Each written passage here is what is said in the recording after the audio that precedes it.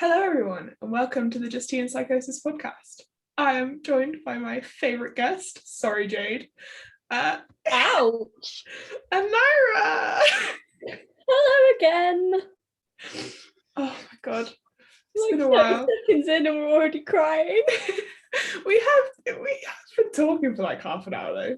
No, like 10 minutes actually. Yeah. We haven't got anything prepared. But it's been a while. I have I'm in the same room as before, but I've got like plants on the windowsill, boxes behind me. I got a PC. I'm not on a laptop. She's fancy. I am fancy. No, it's because my laptop can't deal with my degree. Like, it just straight up can't deal with it. But I have some stories. Also, first question. Did you vote today?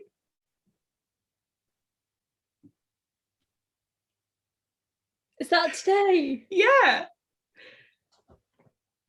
The polls are open till 10 p.m, so you're fine. Okay, I'll go after this. It's open till 10 p.m. Everything's fine. I just thought I'd remind you. Problem when you don't leave the house. I don't leave the house. But I had to register in a new area, so I kind of got that. Am I ready to vote here? Yes, I am. Did you get your polling card through? Yes, it's over there. I remember now. Good. Slight heart attack for a minute. No, I will. Thank you for reminding me. Yeah. I'm not gonna lie. I don't know what day it is. I don't know what date it is.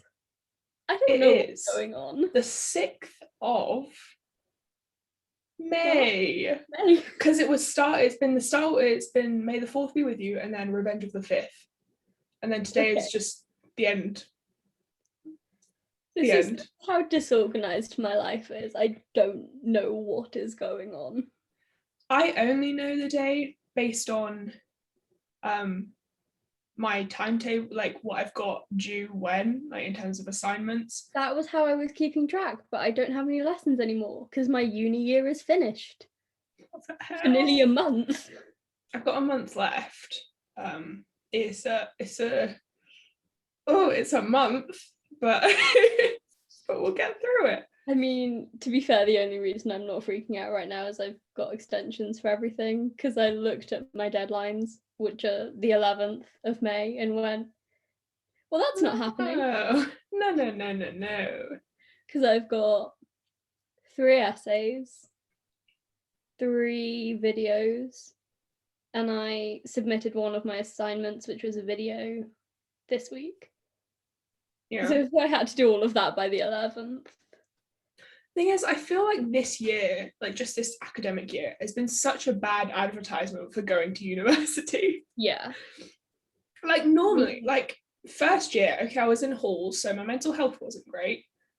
But I'm sometimes stable. I'm stable whenever I go to the doctors, and they're like, yeah, we don't need to change anything, you're completely stable. And then like a week later, I'm like having a breakdown. Yeah, but I don't actually know that the doctors, there's a condition other than literally being hospitalized that the doctors aren't going to go, yeah, you're fine. I was nearly hospitalized in November. Yes, but nearly doesn't count. Yeah, instead they put me on the crisis team. They sent the crisis team to see me on a daily basis because that's so much better. At least I had good Wi-Fi. You didn't get laughed and then the phone hung up on you. Yeah, the mental health stuff in this country is interesting. Yeah, I have to say that was extreme even for this country though. As someone who is on the very vulnerable list, I mean, you can relate, someone who is on the very vulnerable list because of their mental health, I had a period of October, November. I had 4 months where I was living here and I had no mental health support. Well, I mean, it's been the last 2 months where I've actually started to receive any. Yeah. And I first went to the doctors June No, it wasn't June. May, the year we finished KLB. 2019. 2019. And in the last 2 months, I've been getting some help. Yeah. It's interesting. I mean, I appreciate that I get through the system quite quickly because I am a danger to myself and others. Yeah. And we're very lucky to have the NHS and everything. Oh my God, yeah. I'm Imagine the amount we'd have to pay. It's just the fact that how underfunded the mental health sector is. Mm-hmm. I think it's very much part of the whole mental health awareness is kind of it's not just Gen Z. Mental health issues have been around forever, but we're the ones who are kind of like looked down on because you're like, oh, you have mental health issues. You're snowflakes. That we're not, hiding it as much, I guess. Like we're actually starting to get people to be open and honest about it. And things are gradually getting better as more young people can vote. Yes.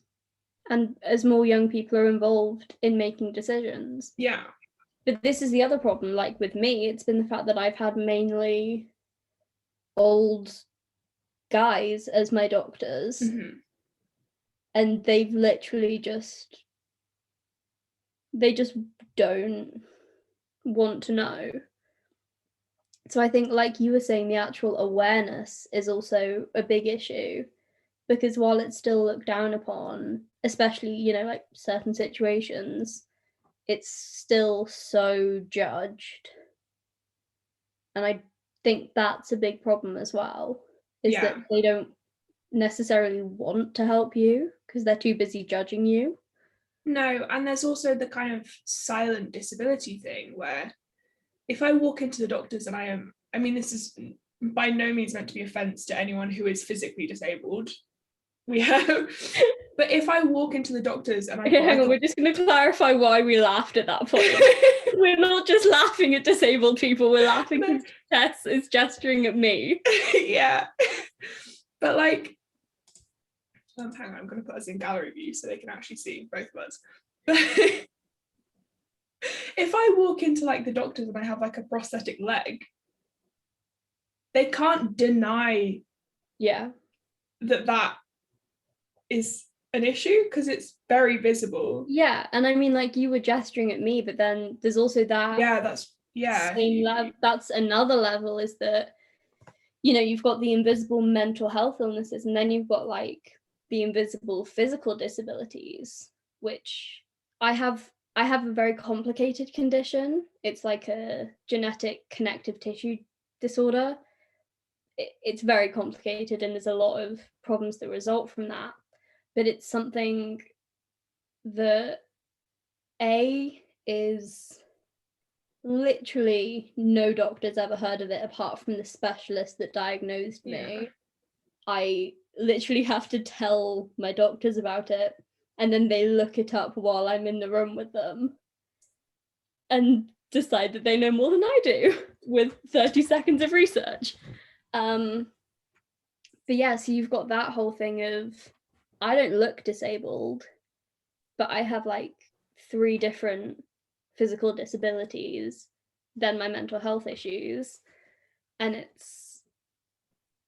there's no, quote unquote proof. It's like I was telling you, the instances I've had where like I've had to use the elevator because I've just dislocated my knee, or I've used the disabled bathrooms because the non-disabled ones are up 2 flights of stairs. And the response I get from people, it's interesting. I mean, it came up like again in terms of the handling of specifically your situation with like having layers upon layers of different things that are all categorized in different places. So like with the COVID vaccine, we have both had the first dose at this point. And I got hers a month. I got mine a month earlier than Aneira. And I have severe, very severe asthma. Like, I was hospitalized at the beginning of this year, and Tess got, like, no, I'm not saying you shouldn't have had it, Tess. No. Like, I fully appreciate that I should not have been categorized to get my COVID vaccine earlier than you.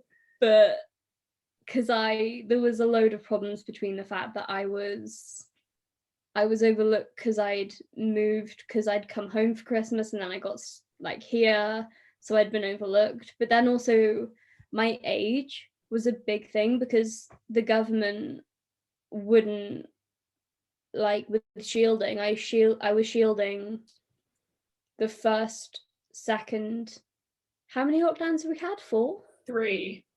Okay, so I was shielding the first and second lockdown, and then when there were instances on campus and things, I couldn't go in. But then I was taken off the shielding list, the last, like the really big lockdown we've just had, because of my age. Yeah. Because that apparently means that I'm perfectly healthy, as I was sat in hospital unable to breathe. It was, yeah, that has been the categorization. I mean, the UK have done surprisingly well in terms of the vaccination program, considering the handling of the rest of the pandemic. Yeah. I mean, we are literally in our third lockdown, really, like good. But there were just, those are the kinds of issues where, like, categorization, like, personally, from my standpoint, I didn't know until a week before I got my jab that I was even eligible. Whereas I'd been fighting for it for 3 months before I got it. I just got sent a text. I'm very grateful to have had it. I'm very grateful because I know, like, most people our age still haven't been vaccinated. And probably won't for a long time. Yeah.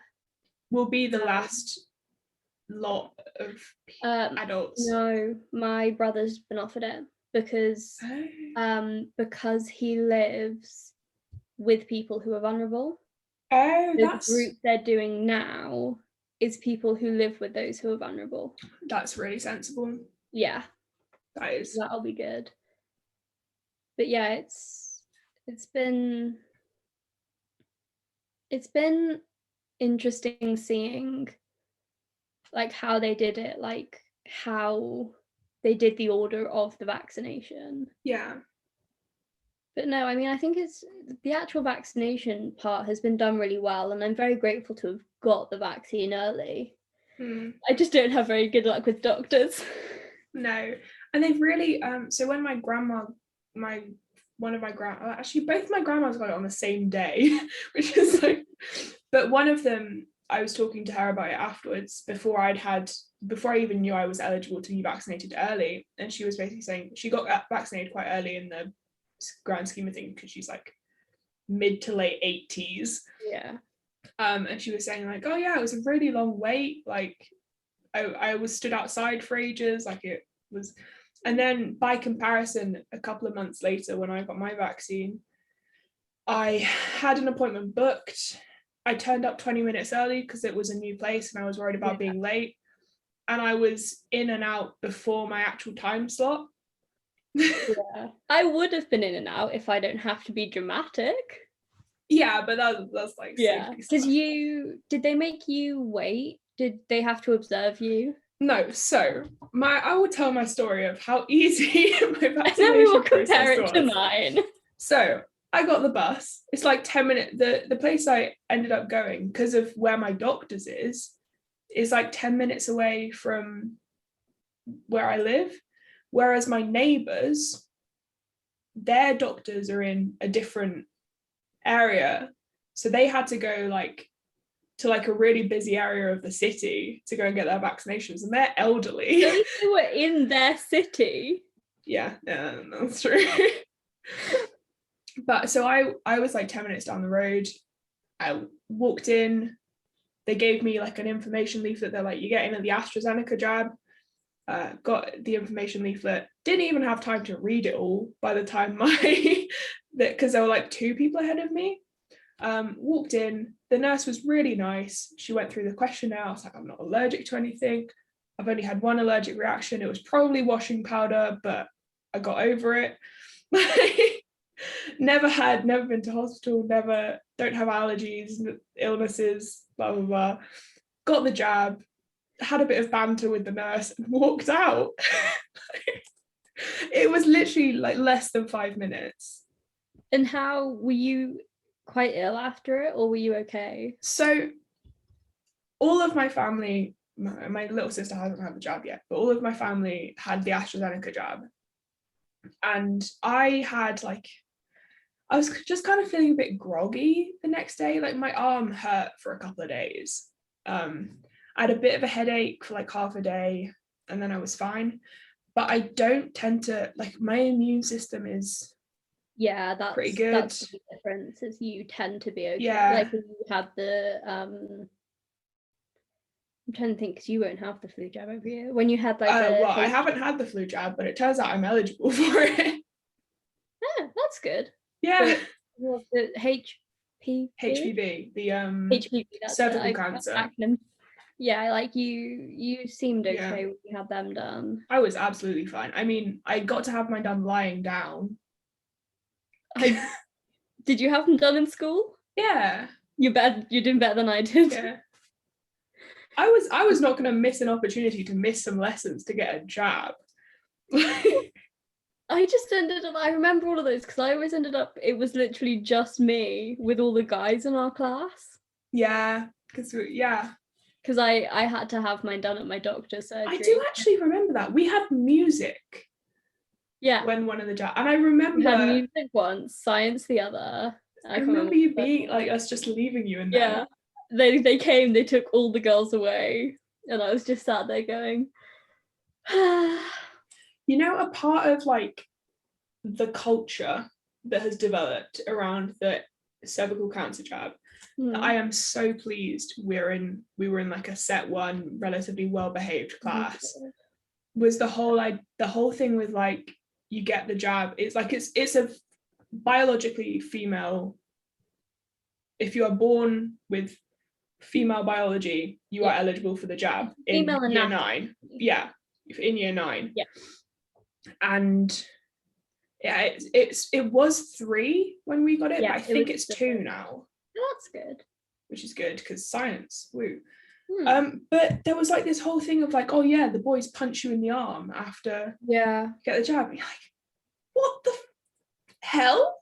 Yeah. Why would you do that? I know other sets that happened. Yeah, no, we were quite lucky in that we were set 1, so well, like being set 1 doesn't guarantee good behavior, but the boys were kind of harder working. We had quite a mature, respectful. I mean, with some notable exceptions. Yeah, but we had quite a mature group. But yeah, so I didn't get mine in school because I have a history of severe allergic reactions. So I always have to be monitored, and I always it's just a load of, I'm not more likely to react to, it's a safety thing, proportion. Yeah. Normally it's not a bigger problem, but because the COVID jabs are new, they have to be really careful. So okay, so for some reason, we have a vaccination center 10-15 minutes drive away from me. I somehow end up not being able to book it there and have to book it for a center that's 45 minutes away at like 8:30 on an evening on like a Thursday. I thought it was like a Saturday. Was it a Saturday? Yeah, maybe it was like Thursday. Because I finished term on the Friday. Yeah, that one was a Saturday. This one's a Thursday. But yeah, so it was like 8:30 on an evening. like 45-minute drive away from my house. I went in. I don't know why, but I had to go over all of the different questions 3 separate times. They were the same questions. I just had to answer them 3 times. And then I had the like only a one lot. sorry, I'm interrupting. The only one I It's had fine. to answer twice was she asked me if I thought if I could possibly be pregnant, and I Yeah. said no. It's because And they then are she was like, "Are you monitoring. sure?" I was like, "It's Because been lockdown." they're monitoring the people who are pregnant who are getting the jabs for I think a couple of years, I think. I know, but like she just straight up didn't trust me. I mean, you don't seem very trustworthy. Yeah, so I had to do like 3 separate people were asking me the same questions. That's fine. And then I had like a longer appointment with the nurse to talk things over because Okay. I had to explain like my history of allergies, and because I'd been hospitalized recently, it was all complicated. Then I had the jab, and then most people, they were just saying like go sit in your car for 10 minutes. I had to wait for, it was supposed to be like 15-20 minutes, but then Half an hour.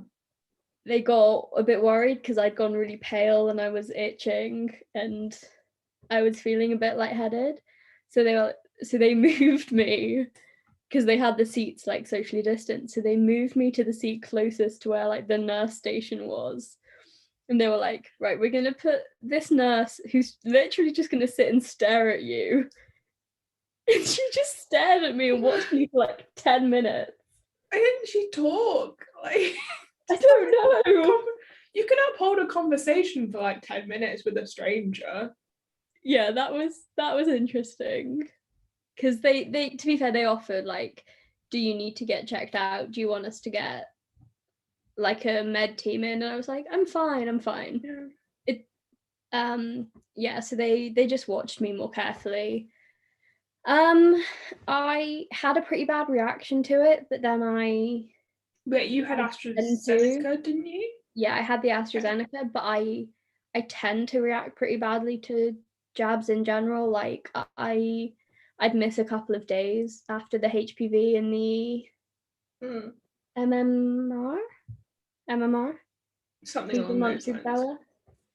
Yeah. Yeah. So like like Tess said, my immune system's really weak.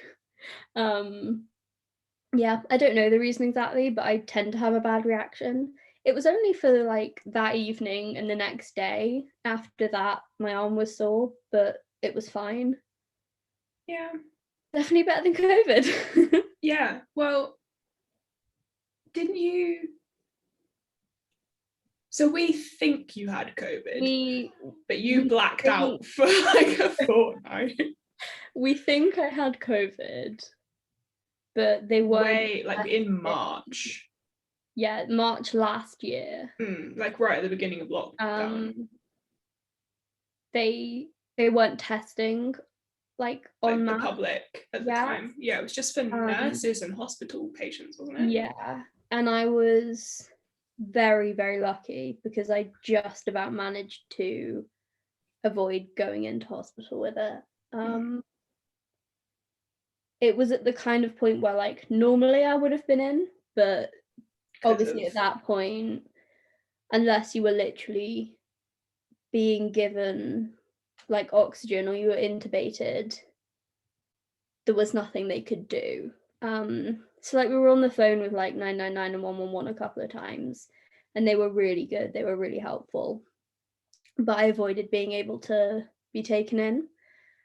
But yeah, there's like 3 weeks at the end of March, beginning of April of last year that I just don't remember. Because right at the beginning when you were still on campus, like at uni, we had quite a few phone calls.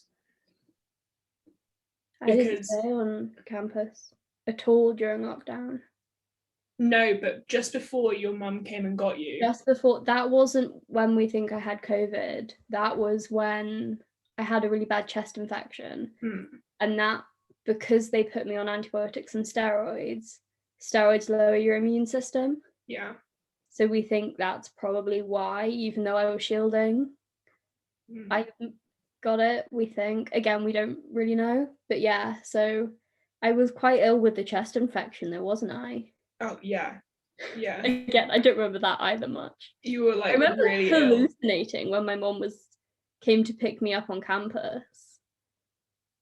It was like just kind of February, March last year. Yeah.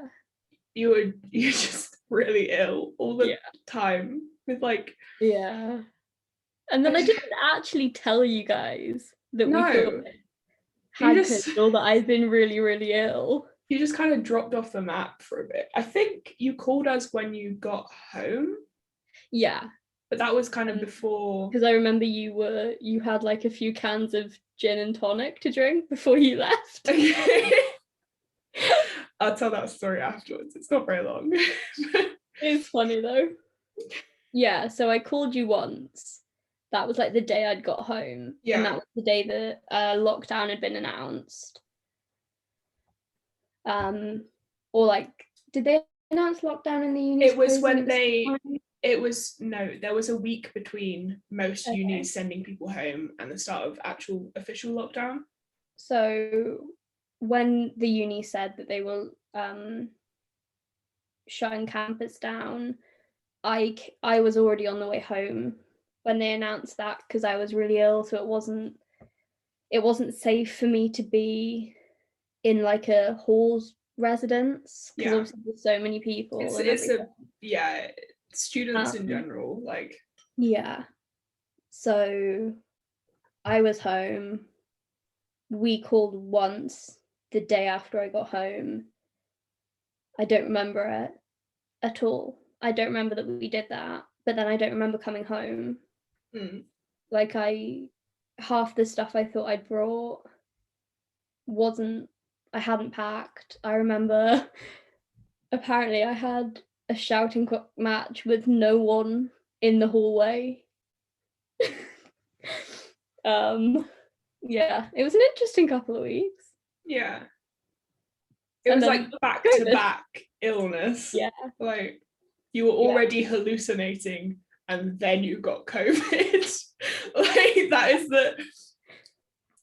that was a low point. I mean, yeah. You kind of I don't think you completely, I'm pretty sure we were still like texting during. Probably. But then I just don't think we had I was in hospital. Yeah, we didn't have like an official phone call, I don't think. Like I'm used to being ill enough that I can moderately function. Yeah. You can hide it from us. That's the level that you've got to. Like you were straight up in a hospital during my exams. Just like. Which ones was this? January this year. Or in January this year. Okay. Yeah. And you just kind of dropped off the map. Actually, no, Hannah dropped off the map for a couple of weeks. Hannah dropped off the map. I was still talking to you. You were talking. I just didn't talk because I couldn't breathe enough to talk. No, and I was like, oh. In hindsight, I'm kind of pleased that like we didn't have like a phone. We weren't able to like phone each other and stuff while you were in hospital. Yeah. Because like I don't like. I knew it'd make you uncomfortable. That's why we didn't. I don't like hospitals. Neither do I. No. Yeah, meanwhile, I was having the time of my life. Yeah, you were having a great time. I mean, I was on the pulmonary ward. Yeah. Which isn't the COVID ward, but they've got a lot of people with like resulting lung damage. Mm-hmm. So the pulmonary ward was so busy, and the people in there, they were so ill. Yeah. So whilst you were immunosuppressed more than usual and being taken home amid hallucinations, our last phone call. This is brilliant. So let's set the scene. The week before universities were sent home, we were having a conversation in my group in halls. We were kind of going, I think they're gonna like close clubs and stuff. Like we should go out and have some fun. like what could be our last week for a few weeks. Oh my god, back when we thought lockdown was going to be like a month. So we were like, yeah, let's just go out every night this week. I, to be fair, did not attend every single night, but Thursday night was emo night at our favorite club. So we went hard. And then Saturday, it was announced that our American exchange friend was being ordered home. Wow. Like if he didn't go home, he wasn't going to be allowed to come back for, 3 weeks. So he was like, I have to go home. This is like my last night with you guys. What are we going to do? And I couldn't go out that night because I was being responsible. Because the next day I had a group project meeting at like 9 a.m. in the morning to do a quiz, an assessed quiz. And so that was the last time I saw my course mates. When in Friday night, they announced, okay, any course of more than 100 students, you don't have in-person lectures. We're just moving it all online. We're not gonna put you in a hall with more than 100 people. My course is 98 people. Oh no. So I was like, okay, lectures are still gonna be on. Like, I'm cool with that. I'm not at risk. There'll probably be less people because some people will be worried. A lot of my course will have been sent home because they're not UK based. So I turned up to my lectures. I was the only person to turn up to my lectures on that Monday. It turns out, actually, really nice of him. The lecturer I had that morning turned up just to be like, oh, do you guys need any help with the content? Like, so it was just me and the lecturer in a lecture theatre. And so he was like, okay, well, technically the rules that were released to lecturers is that it is their choice if your course is below 100 people. So they were not obliged to hold the lectures. He turned up because he said he wasn't going to cancel it. He was just going to kind of work with whoever was there and then put the online resources online. So I was like, oh, cool, I'll just get some one-to-one. But then he, like, I'm not going to reveal who it was, but he like pulled me out of the room because they record what happens in the lecture theatres. He pulled me out of the room and like showed me the email that the lecturers had been sent, and like the university staff that basically said university was closing tomorrow, and we weren't going to find that out until Monday night. Yeah. So I phoned my dad because he's technically university staff, like they have to send him that kind of information. So I called him and was like, okay, what are we going to do? We're both in the same city. Are we going to travel home together? Like, is your institute closing? When? Like, what is happening? And he was like, okay, well, I'm traveling home Wednesday, so if we could travel home together if you want, because we were both getting the train. So I went home to pack, like, well, that's a lie. I went to sleep. I woke up at like 1 p.m. the next day, Tuesday. The theme with Tess. I was like, yeah, you know what? I should probably pack because like I'm going to be home for a while. Like we probably won't be back before the Easter holidays, and even then that's like 3 weeks. I'm not going to be back for like a month and a half. It was going to be a month lockdown. Yeah, I'm not going to be back for a month and a half, so I'd better pack a lot of stuff. And yeah, so I was packing, and then I got to my alcohol cupboard where I was like, well, we were on a call, so she called me while we were packing. I don't have any recollection of this conversation. This is purely based off what Tess has told me. I apparently, because I got home the night before. Yeah, I think so. I got home on the Monday and you were packing on the Tuesday. I apparently was curled up in my bed looking like death warmed over. Yeah. And Tess is just having a great time. I was hammered because I had bought at the weekend. No, not even at the weekend. The Friday night, I was like, okay, we're gonna have next week. We'll just continue partying basically until they tell us lockdowns started and they send us home.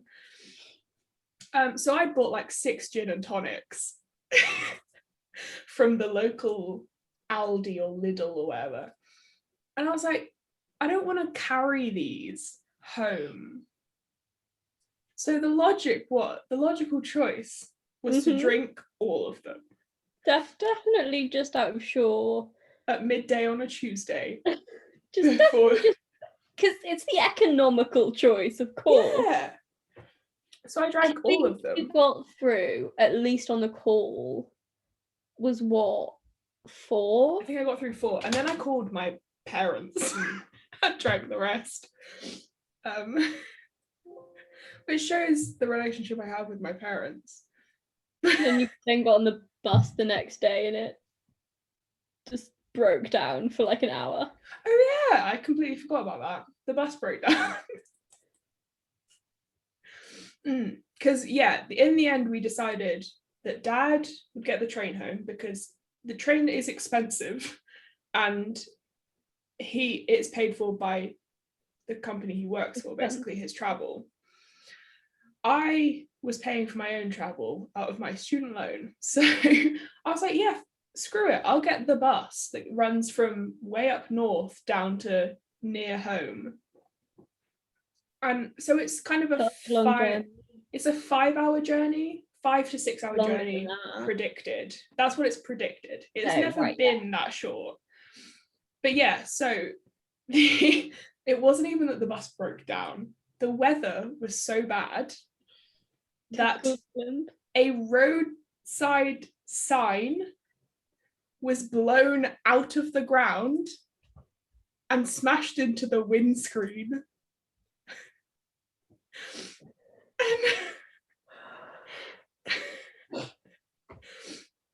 And so I was like, okay, I guess this is the journey home. This is what it's going to be like. That was the start of lockdown for me. And so we were just waiting at the side of the road for a couple of hours until the bus company phoned and said, yeah, you're fine to drive. You just need to swap buses at Birmingham. Because it didn't like smash through the windscreen. The windscreen was just like slightly cracked, which like I could have told the bus driver that it was fine and we just needed to change buses later. Because we were only like an hour or so away from Birmingham. It wasn't like a big deal. And yeah, I mean that's good. So the differences in our start of lockdown have pretty much set the tone for the rest of the next 18 months. What, that I got drunk and you were ill? I mean, am I wrong? No, that's not wrong. Yeah, we had very different lockdown experiences. Yeah.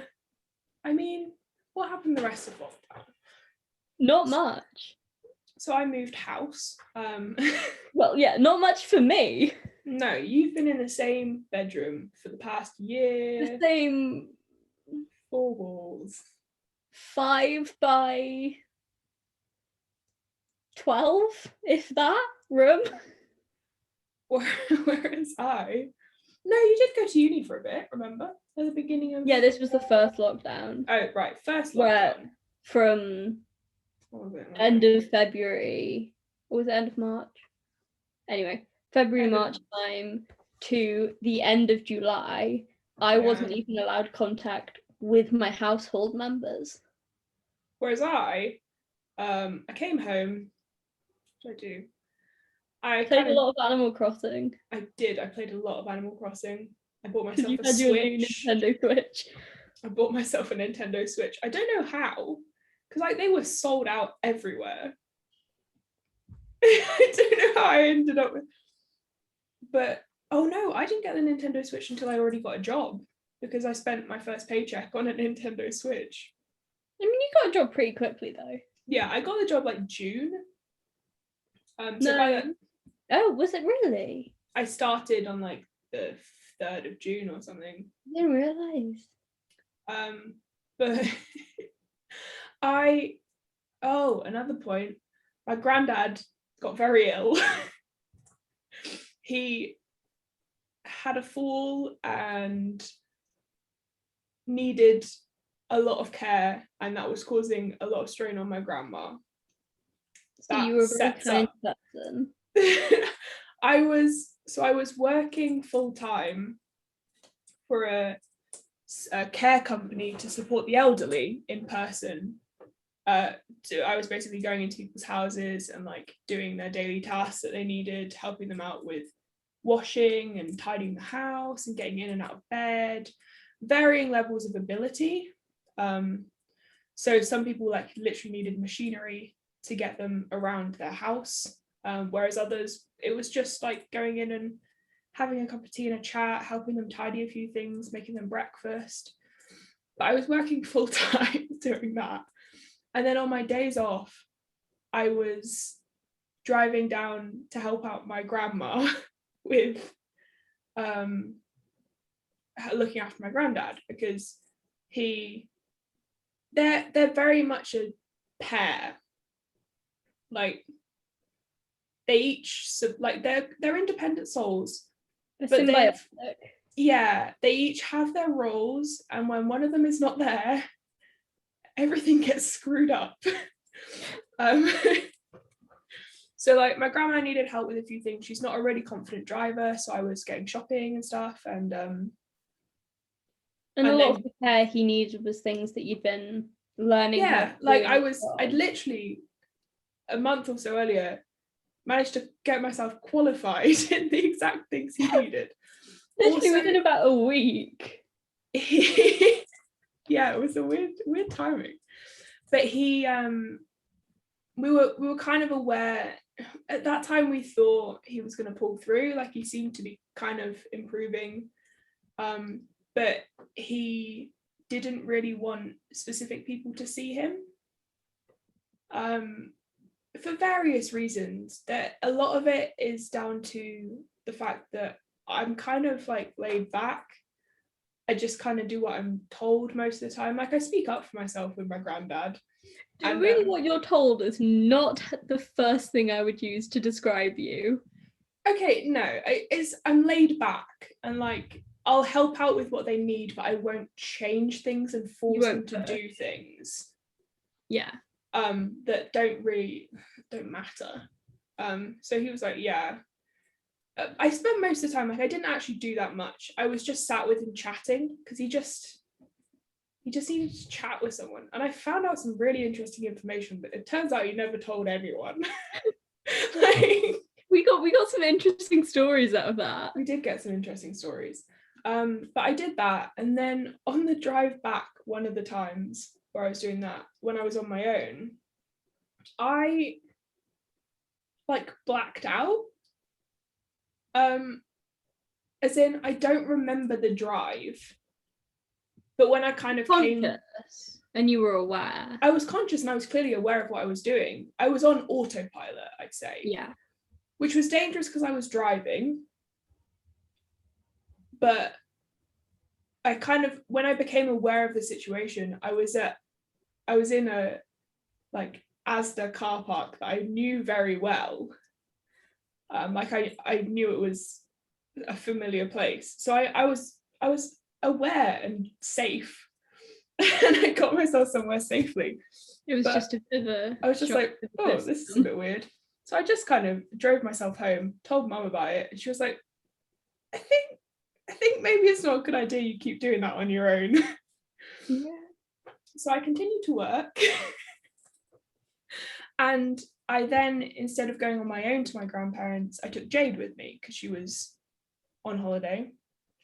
And that worked out. She's not a hindrance. She's quite a good mate for road trips. She just keeps to herself.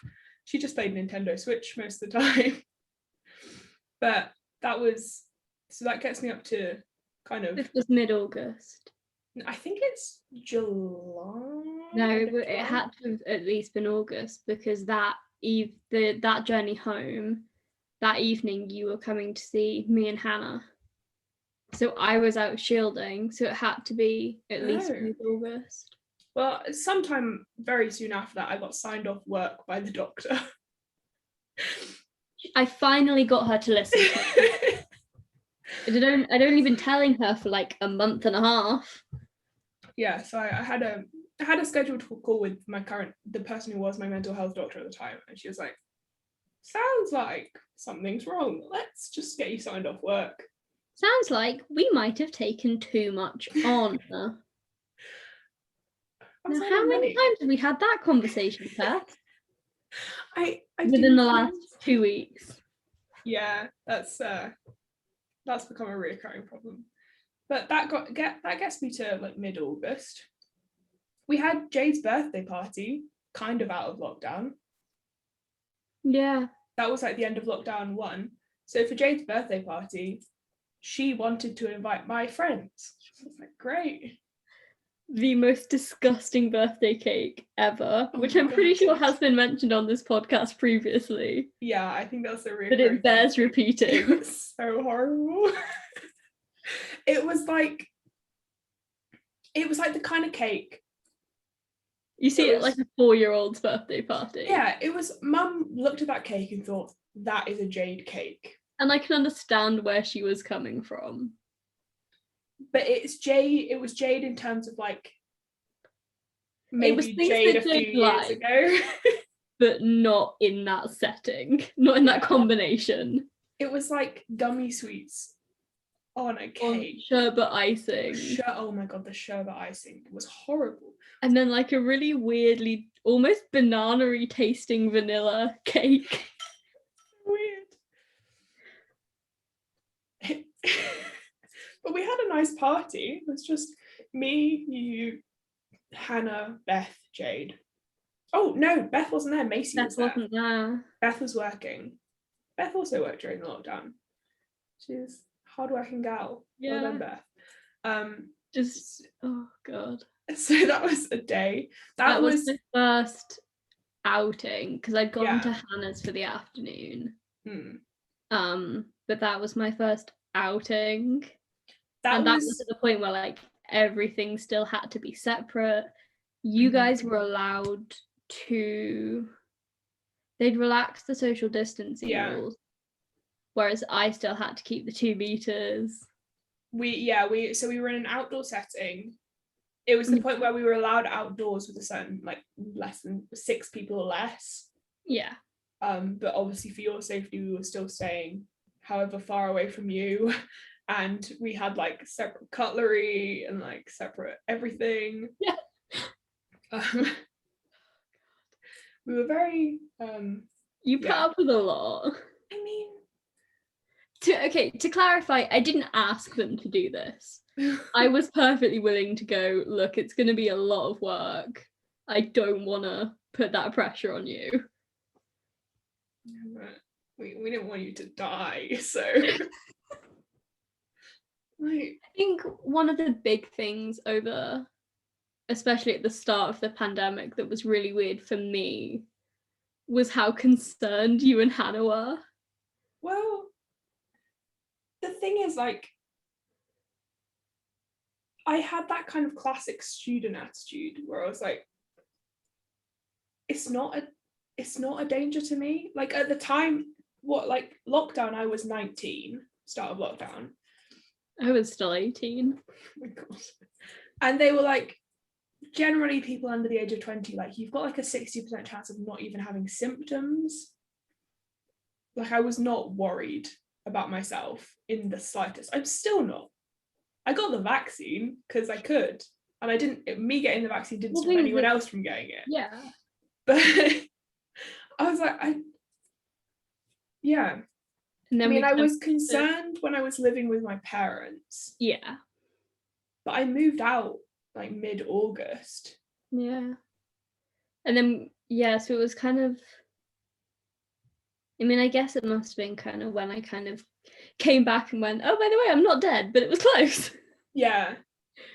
Everyone kind of had this kind of kind of a realization moment, and that was really weird for me because obviously, like, from the very start of this, I kind of had a very different outlook on it to most people my age, Yeah. for completely understandably, and it never really occurred to me to like talk to you guys about it. I mean, I think lockdown in general has made me very aware that, like, my thought process at the beginning, like when we went in lockdown, but it was becoming a risk in the UK, was very irresponsible in terms You of, like, weren't I was acting like, irresponsibly. no, but my attitude was, it's not that dangerous, but they're gonna shut everything that I enjoy soon. So I'm just gonna go and spend loads of time in public, basically. Which, like, in hindsight, irresponsible. But I was living with students and young people. And we were also living with I the wasn't with anyone of what we knew at the immunosuppressed. time. Yeah. But also when it came to, like, when I was home and I was seeing you socially distanced behind a glass door. Oh my god, yeah. In full PPE. We spent like, because obviously until July I wasn't able to see anyone inside my house, and then I was able to interact with my house, and then by the start of August I could see people socially distanced. So bless them, the sweethearts that they are, Hannah and Tess would like come by, and we have a glass door at the back of the house. Like, yeah, like French windows. So we would like, we'd set up a chair and we'd wipe it over and disinfect it and everything. And she'd come in like through the gate so they didn't have to come in the house, and they would sit through the glass and talk to me. We just couldn't hear you. We straight up didn't know what you were saying most of the time. Yeah, that's some interesting. It was essentially a game of Chinese whispers. Yeah, but we played like a few, like, there's so many like games and stuff you can play on your phones, and like. But that was literally, because that was aside from sometimes when I'd like had a conversation with people in my house, that was the only social interaction I got in 6 months. I mean, we also had to be very careful about it though, because like I can't remember when Hannah stopped going to work and college. But I was quite soon. But I was coming to see you on like my lunch break in between, like going to visit loads of different people. And like, although I was wearing full PPE, everyone I was going to see was at risk. So appreciative of how seriously you and Hannah took it, and how understanding you were, and like you never were like, oh, you're just being ridiculous, and you were never like, you put so much effort into keeping me safe. Yeah. It's kind of what you have to do. I mean, yeah. And then things kind of changed in the other way for us when September came around, because you were in a place that was still in like nearly full lockdown. Yeah. And I was in Cornwall, which was tier 1. Tier 1, yeah. It was like one of 3 places in the UK you that were was in tier the lowest 1. tier, and I was in the highest tier. Yeah. And there were like minimal cases. And my course is a performance course. So I was really lucky in the fact that I was actually able, September and November we only had like 2 hours a week in studio, and everything else was being done online. But we were very lucky in the fact that we could do that, and we could also like, I mean, I didn't because obviously I still had to be really careful, but like people could go and meet in parks and things.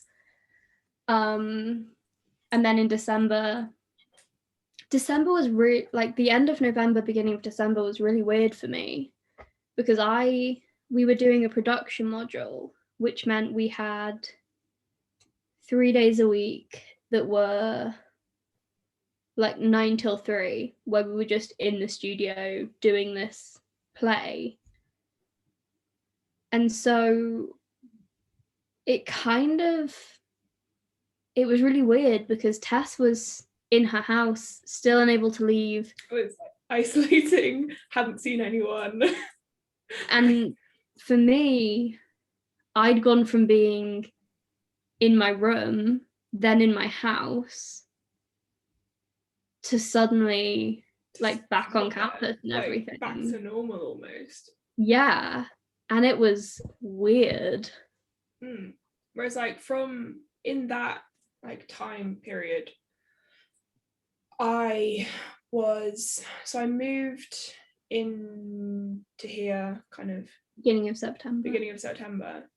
I had a 2-week period where, I mean, I'm pretty sure I filmed a podcast on my own after like a week and a half, where I was just insane. Like I was in tier 3 on my own. I didn't have Wi-Fi for a week. Oh God, I remember that. I didn't know anyone. I was just like hanging around in the house. Like I didn't have like a TV license or anything yet either. I don't know. I mean, luckily I have quite a lot of data. I think that saved me. I was just here for 2 weeks. And then, bless her, Hannah came to visit. She did. For a weekend. And that was very nice. I got to see someone. We drank a lot. And the contrast between like just hanging out on my own to having Hannah as well. A lot. Hannah has a big personality. Yeah, but like that's a good thing. Yeah, but I'm just saying, so from going on your own, yeah, to having Hannah up there, having Hannah be the only person I interact with. It was surprised great. there wasn't any property damage. It's my property, so I wasn't talking about your property. Oh God, we didn't leave the house except to go and get alcohol from the big Tesco. Yeah. But yeah, so then yeah. And then we came home for Christmas. Well, no, I still have Oh yeah. my birthday week. Yes, I forgot. September, my birthday week. The second week of September? I don't remember. 17. I came home to work for my great aunt. Because she was incapacitated and needed a support worker, basically. And I at this point am on the beach. Yeah, you were back. Like I was on the beach and swimming in the sea. I was having a great time. You were in tier 1 or whatever. I was full-time, like living. I was a live-in helper for my great aunt. Yeah. For a week, and the Thursday of that week was my birthday. So I went to the pub. I had a couple of gin and tonics. The theme of lockdown is just me drinking gin and tonics. To be fair, my parents bought me the gin and tonics. That was my birthday treat. And to be fair, it's not as bad as Hannah just doing straight shots of gin. Yes. Yeah. At least you normally do gin and tonic. Yeah. You do the vodka shots. Not the gin and tonic. No, shots. I do gin liqueur shots. I've only done gin shots a few times when I was really desperate and like had completely run out of everything else. I would rather go without the alcohol than drink gin. Very unpopular opinion for someone my age. but it tastes like perfume. I mean, so does vodka though. No, it doesn't. Vodka has barely any taste. It just burns. Off the top of the alcohol. Yeah, so after that, I officially moved in to the new house. And that's where I've been the whole time. And it's been tier 3 the whole time. Except, well, it was still tier 3, but then they added tier 4. Didn't Bristol go into tier 4? I think so. Because there was a period where this is going back to like first second lockdown? I don't know. The tiers were second lockdown. Second lockdown, where we were kind of 15 minutes away from each other, but you were tier 3 and I was tier 2. No, this must be. Was this Christmas? Lockdown. This was third lockdown. This was the lockdown 2 was the beginning of November. Okay. That was the short one. So there was like a situation where they kept changing the tiers around the kind of Gloucestershire area. And there was a point, this is in the Christmas holidays now, we'd both come home. Yeah. But you and Hannah were in tier 2 and I was in tier 3. 4. Oh, tier 4. I was in Bristol, so I was in tier 4. Shit. And then they kept moving the tiers around. So then like we'd got to tier 3 and then you'd come down to tier 3. And there was a week where we were both in tier 3 and I could go to the big Tesco. Like the big Tesco is out of the zone I live in. Yeah. For like lockdown rules. Yeah. So there was like a week where we were able to go to the shop that we do our main shop at. Like, because you weren't allowed to leave your like lockdown zone. Yeah. Meanwhile, none of this makes any difference to me because I live in the big Tesco zone. And now into the third one, I'm back in my room. Yeah. Shielding again. Just shielding. And yeah, and I've been here since Christmas. I've been here for... I came home the first week of December. Didn't leave. I came home the first week of December, having packed for 3 weeks, and I'm here. 1 month. It's like 6 months nearly later 6 now. months. 6 months later. This is. I think the hard thing for me has been that everyone else has been back. What is it like back home or back at uni? Oh yeah, for your course particularly. Yeah, because I was doing okay when I was at uni, and I was doing okay when I was home, and everyone else was online as well. But it got to a point in the start of March, I think it was, where practical courses were allowed to go back. 8th of March. Yeah, so yeah, so everyone else at that point was back, and that's when I started to struggle. Because then they're catering. It hadn't been fun. They're catering to people who are back then. Yeah. It wasn't even the fact that, I mean, trying to do an acting course online is, yeah. Questionable. Yeah. Well, no, it's not questionable, because we've got the answer to the question of whether it works or not. You can't do it. No, the answer is that you can't do it. The answer is that you can't do it. But it was more just the fact that kind of seeing everyone else in the studio together and knowing that like all my housemates were back and everything, it's just been really weird. Because until it was the end of April, like the last couple of weeks of April, I'd had the jab for like the 3 weeks. So until then, I hadn't left the house since the start of December, apart from hospital, doctors. Yeah, it was fun day trips. fun ambulance rides and everything. Yeah. But yeah, so and then you've just kind of been I've been in here. Manchester. Yeah, I mean, I haven't done anything in person since March the 16th last year. Oh, My God. course is technically a practical course, but they took the decision as a university to not do anything in Not person. do the practical stuff, which is Yeah. ridiculous. Because I get that they're trying to keep it safe. I do, and I appreciate that. But at the same time, there is a large aspect of your course that you can't do online. Yeah. And that's it. You know, it's the same as with me. It doesn't work.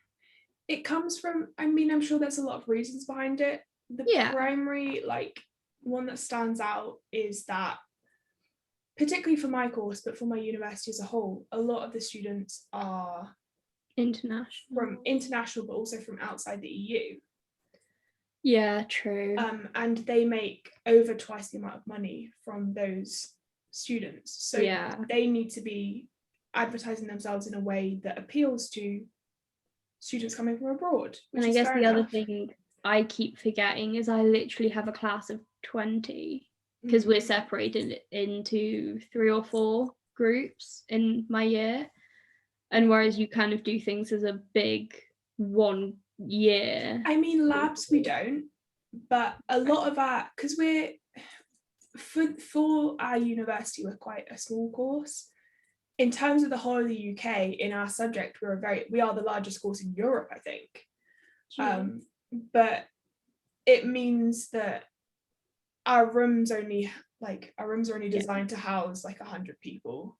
Yeah. So whereas like it's a lot easier to social distance, say the 11, because they've with the 3 groups they've then split us in half this year to allow social distancing. So when you've got 11 people, it's a lot easier. Yeah, they just can't timetable. Especially when you need all the equipment and everything. I mean, realistically, it would not be difficult to socially distance us because less than half of the students turn up. Would be there, yeah. Lectures, but you can't guarantee, like you can't go on the basis of you can't guarantee that. You can't say only half of the people on this course can come to the lectures. Yeah. Because then you're automatically cutting out half the course from being able to attend the basics of what they're paying for. Yeah. But it's very like it's very political, like yeah. As has much of lockdown been. Yeah, that is why you should go out and vote. I mean, this podcast is coming out too late to actually vote, but I desperately need to keep better track of the days. I'll just update you every time. I'll just like tell you a week before applications for voting. There's no point because like 3 days ago I knew I had to vote this week. It's keeping track of what day it is. Yeah. Because all the days are the same. They're just monotonous, endless. The sun will shine on us again. Yeah, well, he said that and he's dead now. So what does he got know? His neck snarped. I have to say, my course has its upsides.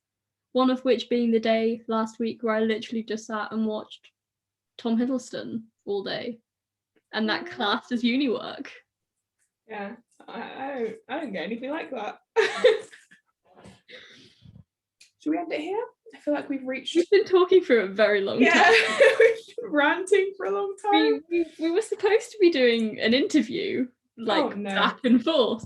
You know what? We can questions in. We can do another one. Like another day. I also have my dating app stories, which I want to... Oh, we just need to stop filming this and then start again. Yeah, I really need to go to the toilet though. I've got like 2 separate drinks and they're both like nearly done. That note. Thank you for your contribution though. It gives an opposite side to my experience of COVID experience. It has been a year and a bit. Yeah. We're coming to the end of it though. June 21st. God. Have you got your second vaccine booked? No, I haven't been You need offered a to. second vaccine yet. You need I to mean, check it up then. it doesn't come up till like the 4th of June, I think. Oh, I do need to sort that out You then need because to. I'm going home. Like, okay, I'll sort it It's out. also less than a month. Yeah. Anyway, Right. thank you Thank very you much for for having listening, me. everyone. Yeah, thank you, Aneira, for being here. I will see you in the future.